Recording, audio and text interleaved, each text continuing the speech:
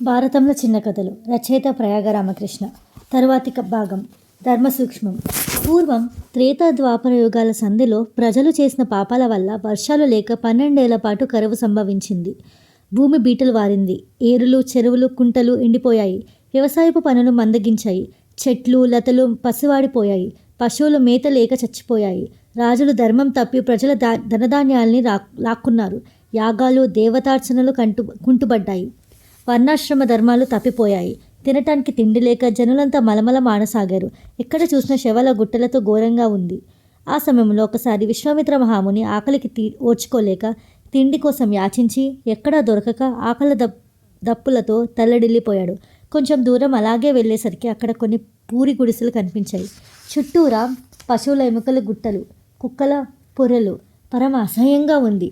దుర్గంధం ముక్కు బ్రద్దలు చేస్తుంది. అక్కడికి వచ్చేసరికి విశ్వామిత్రుడిలో అడుగు తీసి అడుగు వేసే శక్తి కూడా పోయింది.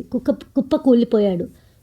అయ్యో, ప్రాణం పోయేటట్టుంది. ఎలాగైనా ప్రాణం నిలుపుకోవడం పరమధర్మం. ఇప్పుడు ఏం ఉపాయం ఉంది అని ఆలోచించడం మొదలుపెట్టాడు. అటు ఇటు గాలించి చూసేసరికి అప్పుడే చర్మం ఒలిచి గాలికి ఆరబెట్టిన కుక్క మాంసం కనిపించింది. విశ్వామిత్రుడికి ప్రాణం లేచి వచ్చింది. కానీ మళ్ళీ అంతలోనే విచారం కలిగింది. ఇది తప్ప ప్రాణాన్ని రక్షించుకోవడానికి గత్యంతరం లేదిప్పుడు. ఇది కూడా అపహరించి తినవలసిన దుర్గతి పట్టింది. ప్రాణం కాపాడుకునేందుకు వేరే ఉపాయం ఏదీ లేదు అన్నప్పుడు దొంగతనం చేయడం, నీచులతనం ఆశించడం తప్పు కాదన్నారు. ఇదే మంచి అదను. అర్ధరాత్రి సమయం, అందరూ నిద్రపోతున్నారు అనుకుని నిస్సత్తువుగా పాకుతూ వెళ్ళి ఆ కుక్క మాంసం పట్టుకుని లాగాడు విశ్వామిత్రుడు. అక్కడకు దగ్గరలోనే పడుకున్న బోయవాడు అలికిడికి నిద్రలేచాడు. విశ్వామిత్రుని చూశాడు. ఎవడ్రా నువ్వు? నేను నిద్రపోతున్నాను అనుకుని మాంసం దొంగలిస్తున్నావా? నీ ప్రాణాలు తీస్తాను, ఉండు అని ముని మీదికి వచ్చాడు వాడు. విశ్వామిత్రుడు గడగడలాడిపోయాడు. నేను విశ్వామిత్రుణ్ణి అన్నాడు హీనస్వరంతో. కిరాతుడు అదిరిపడ్డాడు, భయపడ్డాడు. కన్నీరు కారుస్తూ వెళ్ళి ఆయన పాదాల దగ్గర సాష్టాంగం పడ్డాడు. మహాత్మా, ఎవరో అనుకొని నోటికి వచ్చినట్టు మాట్లాడాను. తప్పు క్షమించండి. అయినా స్వామి ఎందుకు ఇలా చేస్తున్నారు? దీన్ని అంతర్ధామేమిటి అని వినయంగా అడిగాడు. నాయనా, ఆకలితో శరీరం దహించుకుపోతుంది.